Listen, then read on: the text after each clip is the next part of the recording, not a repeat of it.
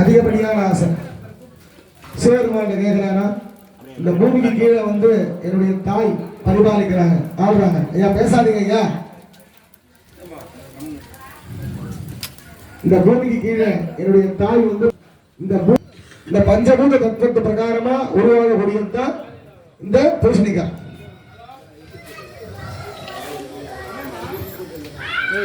ஏன் யாராவது பேசுறீங்கன்னா மைக் கொடுத்துருந்தேன், நீங்க பேசுங்க யாராவது.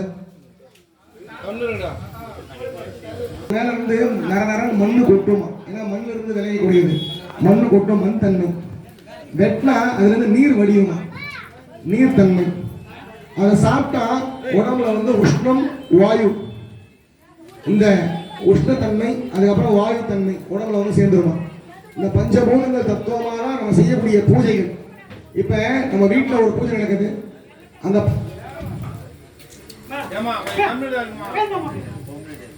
அந்த நம்ம ஒரு பூஜை பண்றோம்னா என்ன பண்றோம், இன்னைக்கு நான் விரதம்னு சொல்றோம். விரதமா இருக்கும்போது நம்ம என்ன பண்றோம்னா காலையில இருந்து எதுவுமே சாப்பிட மாட்டோம். சாப்பிடாம இருக்கிறது ஆகாயத்தன்மை. சாப்பிடாம இருக்கிறது ஆகாயத்தன்மை. ஆகாயம் எப்படி வயிற்றுக்கும் இதுக்கும் எதுவும் இல்லாமல் இருக்கும்.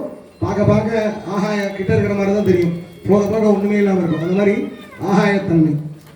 அதுக்கப்புறமா சாப்பிடாம என்ன பண்ணுவோம்னு கேட்டீங்கன்னா, சுவாமிக்கு விரதம் இருந்து சுவாமிக்கு பூஜை செய்வோம். பூஜை செய்யும்போது என்ன பண்றோம், தேங்காய் ஓட்டுகிறோம், தண்ணி அதாவது நீர் கொட்டுது, நீர் தன்மை. அதுக்கப்புறம் கற்பூரம் ஏற்றணும், நெருப்பு தன்மை. மூச்சு வாயிலிருந்து அந்த காற்று சுவாசிக்கிறது, காற்றுத்தன்மை. இந்த மாதிரி பஞ்சபூதங்கள் தத்துவமாக தான் நம்ம செய்யக்கூடிய பூஜைகளாக இருந்தாலும் புரஸ்காரங்களாக இருந்தாலும் அத்தகைய பஞ்சபூதங்கள் அடங்கி இருக்கக்கூடிய பூசணிக்காக அந்த வாஸ்து பகவான்கிட்ட கொடுத்த உடனே அவன் என்ன பண்றானா, இது சாப்பிட்றதுக்கு எதுக்கு எனக்கு 7 நாள், நான் ஒரே நாள் சாப்பிட்றேன், 1 மணி நேரத்தில் சாப்பிட்றேன்னு வாயில போட்டுக்கிறானு. வாயில போட்ட உடனே சாப்பிட்டு உடனே அந்த பஞ்சபூதங்கள் தத்துவம் அவன் என்ன பண்ணுதுன்னு கேட்டீங்கன்னா, உடம்புல அங்கங்க கொப்பளமா வந்துருச்சான். தூக்கமா வருதா, எழுந்துக்கவே முடியலையா. இப்ப 7 நாள் ஆச்சா, 8 நாள் ஆச்சா, 9 நாள் ஆச்சா, 10 நாள் ஆச்சா, வரவே இல்லையா சுவாமி கிட்ட. சிவபெருமானே தேடி போறான். என்னப்பா இந்த உலகத்தை உங்ககிட்ட கொடுத்துட்டா, நீ ஆண்டுக்கிறியான்னு கேட்கிறாரான். கேட்கும்போது ஐயோ சுவாமி பாதத்தை பிடிச்சி கதறானா, நான் செய்யறது தப்பு தான், ஏதாவது தப்பு இருந்தா மன்னிச்சுக்கீங்க, நீங்க வந்து இந்த உலகத்தை வந்து என்கிட்டலாம் கொடுக்க வேண்டாம் அப்படின்னு சொல்றாரான். சொல்லும்போது உடனே அவர் வந்து என்னை மன்னிச்சிருங்க சுவாமின்னு கேட்கும்போது, நீ தவறு செய்ததுக்கு அப்புறமா உனக்கு வந்து மன்னிப்பு கிடையாது, ஏன்னா ஒரு வரம் கொடுக்குறேன்னு கேட்குறாங்க. அந்த வரம் என்ன வரம் கொடுக்குறான்னு பார்த்தீங்கன்னா, உன்னை ஒரு வாஸ்து என்ற ஒரு பகவானா நியமிக்கிறேன். உன்னை சுத்தி 8 பேரை நான் ஆட்களா நியமிக்கிறேன். அந்த 8 பேர் யார்? இந்திரன், அக்னி, யமன், நைருதி, வருணன், வாயு, குபேரன், ஈசானன். வாஸ்து பகவான் எப்படி படுத்துட்டு இருப்பாருன்னா, நம்ம மேற்கு பக்கமா தலை வச்சுக்கிட்டு கிழக்கு பக்கமா காலை நீட்டி படுத்திருப்பாரு. அப்ப அவரை சுத்தி இந்த 8 பேர் அதை மையமா வச்சுதான் வீடா இருந்தாலும் கோவிலா இருந்தாலும் ஒரு ஆபீஸா எதுவா இருந்தாலும் பில்டிங் கன்ஸ்ட்ரக்ஷன் பண்றோம்னா என்ன பண்ணணும், வாஸ்து கரெக்டா இருக்கா, வாஸ்து கரெக்டா இருக்கா ஏன் பார்க்கணும்னா, ஈசான மூலையே ஈசானம் வரணும், அக்னி மூலையில சமையல் கூட வரணும், குபேர மூலையில நம்ம வைக்கக்கூடிய காசு பணம் நகை பொருட்கள் வைக்கக்கூடிய பாதுகாக்கக்கூடிய இடம் அங்கே வரணும். யம மூலையில கால் தலை வச்சு படக்கூடாது, யம தெற்கு ஸ்தானத்தில். அதாவது நல்லா புரிஞ்சுங்க, இந்த 8 பேருக்கு நடுவில் மையப்பகுதியாக இருக்கிறது யார் பார்த்தீங்கன்னா வாஸ்து பகவான். அவர் 6 மாதம் தூங்குவார், 6 மாதத்துக்கு ஒரு வாட்டி கண்ணு விழிச்சு பார்ப்பாரு. அந்த பார்க்குற நாள் தான் பார்த்தீங்கன்னா கேலண்டர்லாம் பார்த்தீங்கன்னா வாஸ்து நாள் அப்படின்னு போட்டிருப்பாங்க. நல்லா உன்னிப்பாக கவனிச்சிருப்பீங்க. அவர் சாப்பாடு சாப்பிட்டு வெத்தலைப்பாகு போட்டு வாயில் ஒரு துப்பிட்டு ஒரு பார்வை பார்ப்பாரு. அந்த பார்க்குற நேரம் தான் வந்து பார்த்தீங்கன்னா வாஸ்து நாள், வாஸ்து நேரம்னு சொல்லக்கூடியது. அத்தகைய நாளில் நம்ம பூமிக்கு சம்மந்தப்பட்ட விஷயங்கள் வாங்கினாலும், பூமிக்கு சம்மந்தப்பட்ட விஷயங்கள் பூஜை செய்தாலும், இல்லை பூமி பூஜை அந்த மாதிரி ஏதாவது பண்ணுறோம்னாலும் நல்லா கை கொடுக்குமா, ரொம்ப கை கொடுக்குமா. அந்த வாஸ்து நாள் வாஸ்து பகவானை கொடுத்த பெரிய ஒரு இது. அதை வச்சு தான் நம்ம 8 பேரை நியமிச்சு தான் நம்ம என்ன பண்ணுறோம், ஈசானத்தில் பானம் இருக்கக்கூடாது, ஈசானத்தில் என்ன இருக்கக்கூடாது, பானம் இருக்கக்கூடாது. அக்னி மூலை ஆக்னியத்தில் என்ன இருக்கணும், சமையல் கூடம் கிச்சன் எப்போவும் அக்னி இருந்துகிட்டே இருப்பார். அதனால நம்ம கிச்சன் வந்து எங்கே இருக்கணும், அக்னி மூலையில் இருக்கணும். நைருத்தி மூலையில் என்ன பண்ணணும் அப்படின்னு ஒவ்வொரு கோணில் ஒவ்வொரு இடத்தை உருவாக்கி அதை வாஸ்துவை குறிக்கிறது தான் வாஸ்து பூஜைன்னு சொல்லக்கூடியது. அத்தகைய வாஸ்து ஏதாவது சரியில்லைன்னாலும் அந்த வாஸ்து பூஜை செய்து 8 பேருக்கு பலி வச்சிருக்கோம். நல்லா உன்னிப்பாக கவனிச்சுன்னா தெரியும். பூசணிக்காய், தேங்காய், பூசணிக்காய், அரிசி, இது சாதம், நெல் பொடின்னு சொல்லக்கூடிய ராஜபுஷ்பம், ஜம்பீர பழம்னு சொல்லக்கூடிய எலுமிச்சம்பழம், அந்த மாதிரி எல்லாமே வச்சு அவங்களை திருப்தி செய்யறதுக்காக வெத்தலை பால் தாம்பூலம் வைத்து அவங்களை திருப்தி செய்து வாஸ்து தோஷம் எதுவாக இருந்தாலும் அஷ்டதிக்பால தோஷம் எதுவாக இருந்தாலும் நிவர்த்தி ஆயிடணும். ஏன்னா இப்போ நான் கோவில் மேலே ஒரு ஏறுறேன், ஒரு செங்கல் எக்ஸ்ட்ராவாக கட்டுறேன், உள்ள பீடத்தை எடுத்தேன், பீடத்தை மறுபடியும் வைக்கிறேன், விநாயகரை வைக்கிறேன், மேலே ஏறுறேன், இறங்குறேன், எல்லாம் செய்கிறேன். அப்படி செய்யும்போது வாஸ்து தோஷங்கள் எதுவும் இந்த ஊருக்கோ இந்த ஆலயத்தில் வழிபடுற பக்தர்களுக்கோ வாஸ்து தோஷம் வரக்கூடாது. இந்த ஆலயத்துக்கு வாஸ்து தோஷம் வரக்கூடாது செய்யறதுக்காக தான் அந்த வாஸ்து பூஜையானது நம்ம செய்யறோம். அடுத்தபடியா இந்த பூமாதா தேவியை வாஸ்து பகவானுக்கு பூஜை செய்யறோம். அந்த 8 பேர் சுற்றி 8 பேருக்கு பூஜை பண்ணிட்டோம். அதுக்கப்புறமா இவங்களெல்லாம் தாண்டி நம்மளுக்கு இடம் கொடுக்கறது யாருன்னு பார்த்தீங்கன்னா பூதேவி. அந்த பூதேவியை பூஜை செய்து அந்த பூதேவி கிட்ட இருந்து கொண்டு வரக்கூடிய புற்று மண், அந்த மண் வந்து உண்மையான மண், தூய மண்ணுன்னா அந்த புற்று மண் மட்டும்தான். ஏன்னா புற்று மேலே யாரும் கால் வச்சு மெதிக்க மாட்டாங்க, கால் ஏற மாட்டாங்க. அதனால மிச்ச மண்ணெல்லாம் பார்த்தீங்கன்னா கண்டிப்பாக நம்ம மெதிப்போம், எச்ச தூக்குவோம், சில விஷயங்கள்லாம் பூமி மேலே செய்துட்டு இருந்தாங்க. ஆனால் புற்று மண்ணையை சுத்தமான மண்ணுன்னு சொல்லுவோம்னா அது மேலே யாரும் புற்று மண்ணுன்னு சொல்லும்போது பூஜை செய்யறதுக்கு மட்டும் தான் பயன்படுத்துவாங்க. அந்த புற்று மண்ணை கொண்டு வந்து இங்கே பாலிகைன்னு சொல்லக்கூடிய 12 பாலிகை வச்சுருக்கோம். அந்த 12 பாலிகைலையும் அந்த மண்ணை வைத்து அதில் நவதானியம் வைத்து, நீங்கள் மாவெல்லாம் வந்து சாதாரணமாக நவதானியத்தை பாலிகையில் போட்டு ஊற வச்சு முளைப்பாரின்னு சொல்லிட்டு இந்த திருவிழாலாம் பண்ணுவாங்க, அம்மன் கோயில் திருவிழாலாம். ஏன்னா 9 விதமான தானியங்கள், நவதானியம்னா என்னது 9 விதமான தானியங்கள். அதான் சொல்லுவாங்க ஆசீர்வாதம் பண்ணும்போது, தனம் தானியம் வசும் பகுபுத்திர லாபம் சதசம்வத்சரம் தீர்க்கமாயு. சதசம்வத்சரம்னா என்ன அர்த்தமா 100 வருஷத்துக்கும் உங்களுக்கு கிடைச்சிக்கிட்டே இருக்கணும். அப்ப அந்த 9 விதமான தானியமும் உங்க வீட்டில் என்னைக்கும் குறையாம இருக்கணுன்றதுக்காக புற்றுமண்ணுக்கு பூஜை செய்து அந்த நவதானியங்களை ஊற வைத்து அதை நம்ம பூஜை செய்யும் போது இன்னும் உங்களுக்கு தானியங்கள் தனங்கள் எல்லாமே அதிகப்படியா சேர்ந்து இன்றைய தினம் இந்த மாதிரி நீங்க கும்பாபிஷேகம் பண்ணும்போது அடுத்த 12 வருஷத்துல இன்னும் பெரிய லெவல்ல விநாயகருக்கு ஒரு ஏசி போட்டு நல்லா கிரானைட்லாம் போட்டு நல்லா பிரிச்சு இன்னும் கோயிலை பெருசாக்கி என்ன செய்ய முடியுமோ அடுத்தபடியான உங்களோட தாயோட ஸ்தானம் அக்னி குண்டம், அதுல ஊத்துற நெய் அது உங்களுக்கு புரியும். அதுக்கப்புறமா அதுல இருந்து உருவாகக்கூடிய சக்தி எங்க போய் சேருது, கலசத்துக்கு போய் சேருது. அந்த கலசத்து மூலியமா எங்க போய் சேருது, மூலஸ்தானக்கூடிய இறைவனுக்கு செலுத்தி அந்த இறைவனை பஞ்சபூத தத்துவமா நம்ம வழிபடக்கூடியதுதான் கும்பாபிஷேகம். ஜீர்ணோதாரணம் சொல்லிட்டு பத்திரிகையில போட்டிருப்பாங்க, நீங்க கவனிச்சிருப்பீங்க. ஜீர்ணோதாரணம்னா என்னன்னு கேட்டீங்கன்னா, ஏற்கனவே நான் இருக்கிற கோவில இன்னும் ஆயுள் பெருக்கிறதுக்காக செய்யக்கூடிய பூஜை புனஸ்காரங்கள் தான் இந்த மகா ஜீர்ணோதாரண கும்பாபிஷேகம். அஷ்டபந்தனம், அஷ்டபந்தனம்னா என்னன்னு கேட்டீங்கன்னா, கடவுளுக்கு கீழே 8 வகையான மூலிகைகளை வைத்து மருந்து ஒன்று சாத்துவாங்க. அந்த மருந்து 12 வருஷம் வரைக்கும் தாங்கக்கூடியது. அந்த 12 வருஷமா நம்ம செய்யக்கூடிய பூஜை புனஸ்காரங்கள், இப்ப நீங்க ஒரு அருகம்புலுக்கு சுவாமிக்கு செலுத்தினாலும், ஒரு ஐயர் மந்திரம் சொல்லி பூஜை பண்ணாலும், ஒரு அபிஷேகம் பண்ணாலும், இந்த மந்திரங்கள் பூஜைகள்லாம் எப்படி சுவாமி எடுத்துப்பாருன்னு கேட்டீங்கன்னா, அந்த அஷ்டபந்தன மருந்து மூலியமா தான் சுவாமிக்கு போய் சேரும். ஜீர்ணோதாரண அஷ்டபந்தன கும்பாபிஷேகம் சொல்லக்கூடியது. அதுதான் நம்ம செஞ்சுட்டு இருக்கோம். அத்தகைய கும்பாபிஷேகத்துல அடுத்தபடியா இந்த சுற்றி வந்து 4 துவாரம் 4 வழி வைக்கணும். இங்க நமக்கு வசதி இல்லை, ஆனால் 4 இடம் வந்து கேப் போட்டுருக்காங்க பாருங்க. இது ருக்வேத துவாரம், அது யஜுர்வேத துவாரம், அது சாமவேத துவாரம், அது அதர்வண வேதம். 4 வேதம் எப்படியோ அந்த மாதிரி 4 துவாரத்து மூலியமா 4 தேவதைகளை உள்ள அழைச்சி நம்ம பூஜைகள் செய்யறோம். அதுதான் முன்வழி பின்வழி. எல்லா பெரிய கோயிலுக்கும் பாருங்க, பெரிய பெரிய கோயில் பழைய காலத்து கோயில்ல கண்டிப்பா 4 வழி 4 துவாரம் இருக்கும். அதான் 4 வேதத்துக்கு சமானமானது. அத்தகைய தேவதைகளை ஒவ்வொரு தேவதையும் நம்ம ஆவாகனம் செய்து பூஜை செய்யறோம். இப்ப அந்த விநாயகர் விமான் கலசம் இருக்கு இல்லையா, அதை சுத்தி இருக்கிறது பாத்தீங்கன்னா நவகிரகங்கள் 9 கிரகங்களை அதை ஆவாகனம் செய்யறோம். இப்ப ஸ்தூபி கலசம் இருக்கு. இந்த ஸ்தூபின்னு சொல்லக்கூடியது கோபுரம். இந்த கோபுர கலசத்துல சுத்தி இருக்கிற தேவதைகள், பரிவார தேவதைகள், மேல கோபுரத்துல நிறைய சாமி இருக்கும். அத்தனை தேவதைகளை அதில் ஆவாகனம் செய்து பூஜை செய்யக்கூடியதான் இந்த யாகம் சொல்லக்கூடியது. ஹோமம் வேற, யாகம் வேற. இதை நீங்க முதல்ல புரிஞ்சுக்கணும். ஹோமம் செய்யக்கூடியது தனிப்பட்ட முறையில் நான் என் வீட்டில் நான் நல்லா இருக்கணும்னு சொல்லிட்டு சுயநலத்தோட செய்யக்கூடியது ஹோமம். யாகம் சொல்லக்கூடியது ஆலயத்தில் பக்த மெய்யன்பர்கள் எல்லாருடைய சாட்சியாக பொது நலமா செய்யக்கூடியது யாகம். யாகத்தில் போடக்கூடிய பொருட்கள் அதிகமாக இருக்கும். ஹோமத்தில் போடக்கூடிய பொருட்கள் குறைவாக இருக்கும், யாகத்துடைய நேரம் அதிகமாக இருக்கும், ஹோமத்துடைய நேரம் குறைவாக இருக்கும். அதனால எப்பவுமே நல்லா புரிஞ்சுக்கங்க, நம்ம தனிப்பட்ட முறையில் வீட்டில் யாகம் ஹோமம் பண்ணுறதை விட பண்ணுறதை காட்டிலும் ஒரு கோவில் கும்பாபிஷேக யாகத்தில் கலந்துக்கும் போதும் கும்பாபிஷேகத்தில் கலந்துக்கும் போதும் சாதாரணமாக சொல்லுவாங்க, ஒரு பெண்மணி ஒரு தீபம் வீட்டில் கோயிலில் ஏற்றி வழிபட்டாலே அவ்வளோ புண்ணியம்னு சொல்லுவாங்க. ஆனால் ஒரு கும்பாபிஷேகத்தில் கலந்துக்கிறதுனால 12 லட்சம் தீபம் ஏற்றினா என்ன பலன் கிடைக்குமோ அந்த தீபமானது எல்லாருமே பெறுறாங்க. அதான் நான் சொன்ன காலையில் ஒரு வார்த்தை, காலம் ஹிருதியானே வேதாந்தேன கிருதம் நாஸ்தி இதி மகா பாவம் நாஸ்தி. அதாவது காலையில் ஏன் கோவிலுக்கு போக சொல்லி அந்த காலத்துலேருந்து நம்ம பெரியவங்க வச்சாங்கன்னா, நீங்கள் பாருங்கள், ஒரு கோவில் எத்தனை சுற்றி சொல்லுவாங்க. சாதாரணமாக கோவிலுக்கு போனால் எத்தனை சுற்றுவீங்க? 3 சுற்றுவீங்க இல்லையா? அந்த 3 சுத்துன்றது முழு பலன் உங்களுக்கு கிடைக்காது. முதல் சுத்து அந்த கோயிலை யார் பராமரிக்கிறாங்களோ அவங்களுக்கு போய் சேரும்.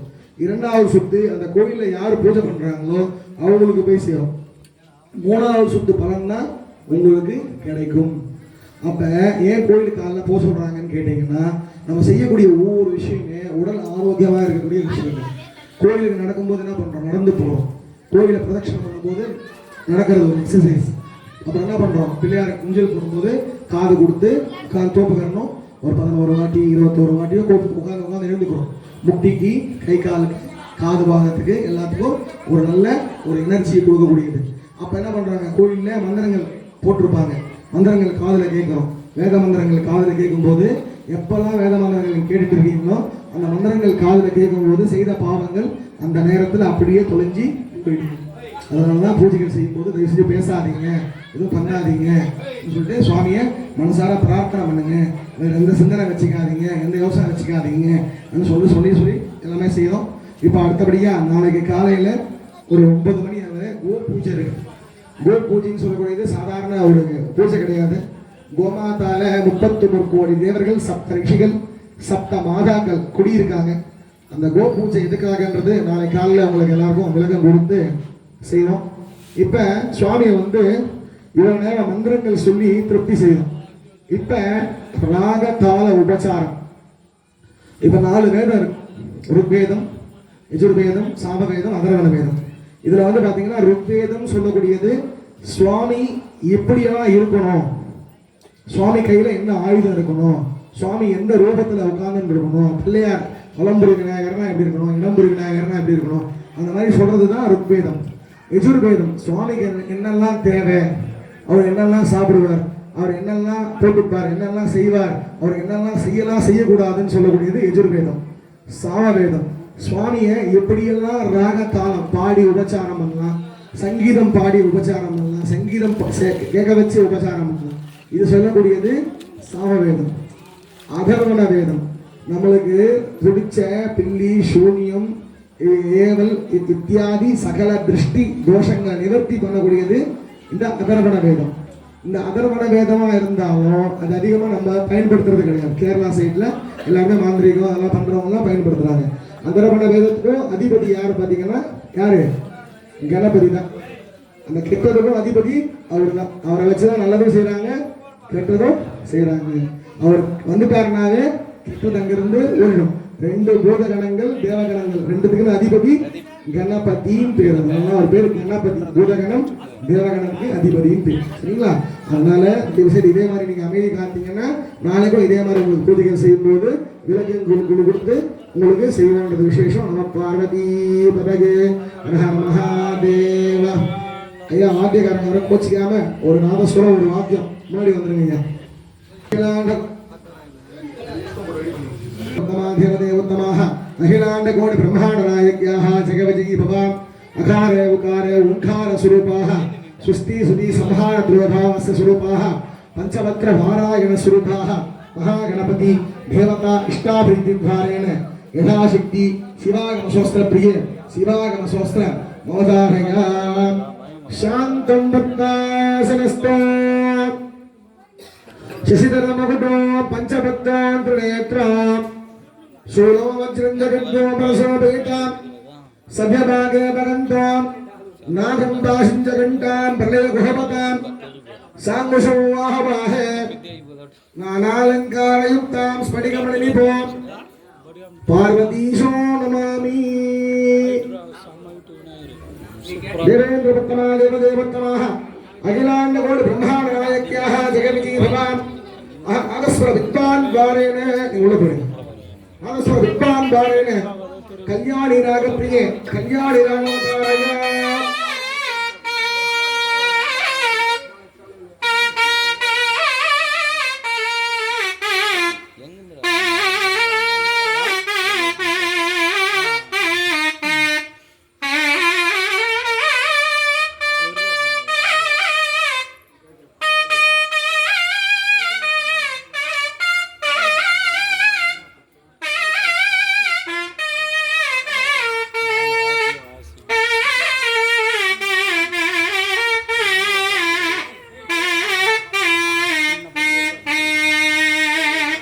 ரூபகதால மகா ஆனந்த பைரவராக பிரிய ஆனந்த பைரவராக அவதாரக.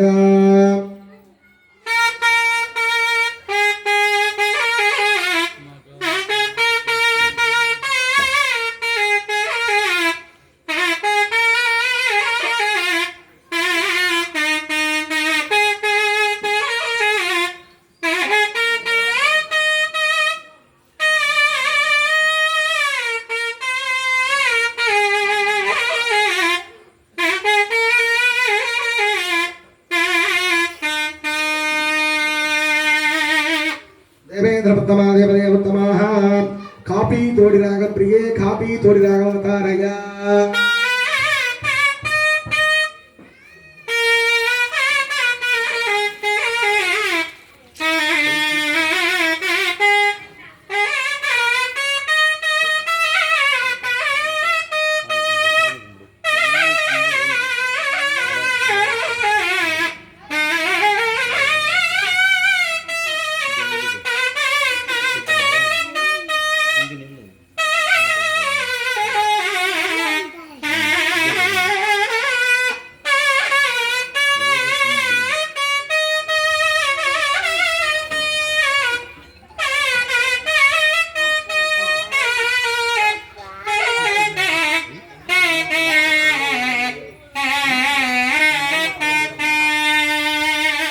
हंसध्वनिराग प्रिय हंसध्वनिराग अवतारय.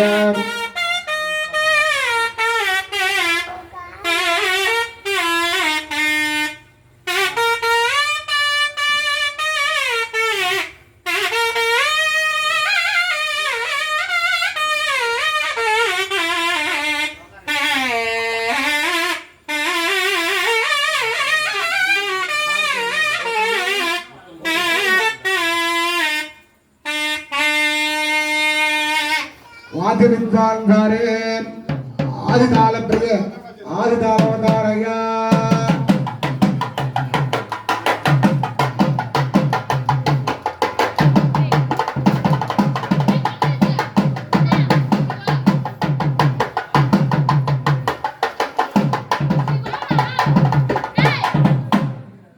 रूपक ताल प्रिय रूपक ताल अवतारया.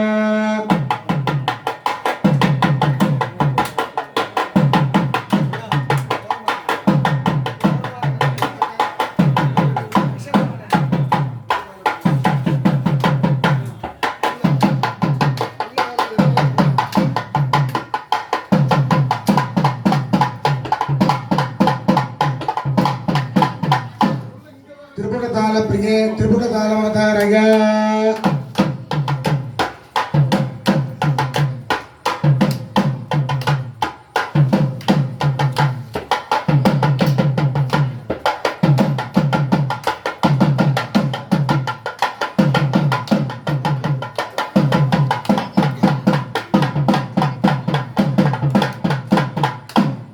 जट ताल प्रिय जट ताल अवतारय.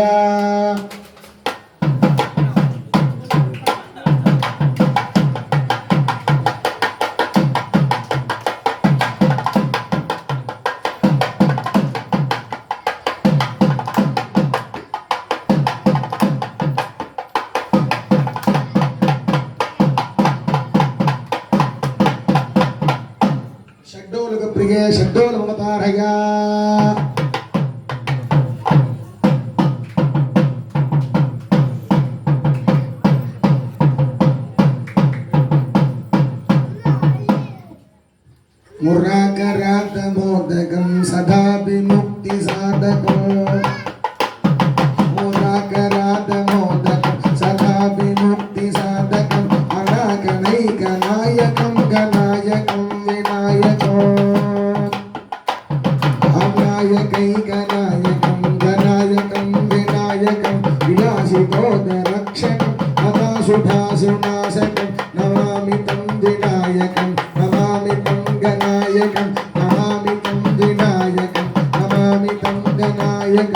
தண்டபாணி வந்திதம் தண்டபாணி வாசய தண்டபாணி வந்திதம் தண்டபாணி வாசய சூலபாணி வந்திதம் சூலபாணி வாசய சூலபாணி வந்திதம் சூலபாணி வாசய உராகராபமோதகம் சதா விமுக்தி சாதகம் அநாயகைகநாயகம் கநாயகம் விநாயகம் கநாயகம் விநாயகம் கநாயகம் விநாயகம் கநாயகம் விநாயகம்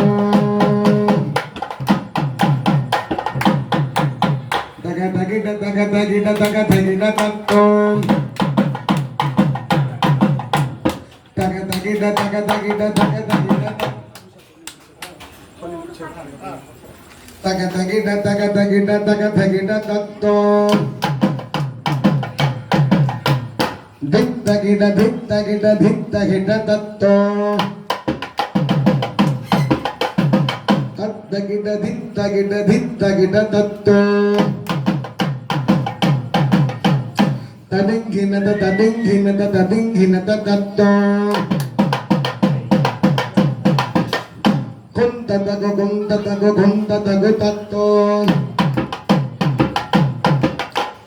தக தகிட தக தகிட தக தகிட தத்தோம் திக் தகிட திக் தகிட திக் தகிட தத்தோம் குந்ததகு குந்ததகு குந்ததகு தத்தோம் ததிங்கினத ததிங்கினத ததிங்கினத தத்தோம் ததிங்கினத ததிங்கினத ததிங்கினத தத்தோம் ததிங்கினத ததிங்கினத ததிங்கினத தத்தோம் ததிங்கினத ததிங்கினத ததிங்கினத தத்தோம் எல்லாரும் மேல இருந்துங்கம்மா மகாதிபாரனுக்கு எல்லாரும் வாத்தியக்காரங்களுக்கு பாத்தமா ஒரு கை கோஷம் கரவ கோஷம் கொடுத்து அவங்க திருப்தி செய்யுமாறு கேட்டுக்கொள்கிறோம். ஏன்னா ஒவ்வொரு நாளும் சொல்லும்போதும் முகம் சொல்லிக்காம வாசிக்கிறாங்க. ரொம்ப ரொம்ப சந்தோஷம். கடவுளுடைய அனுகிரகம் எப்பவுமே அவங்க தேவனோட மனசாக பிரார்த்தனை பண்ணிக்கிறோம்.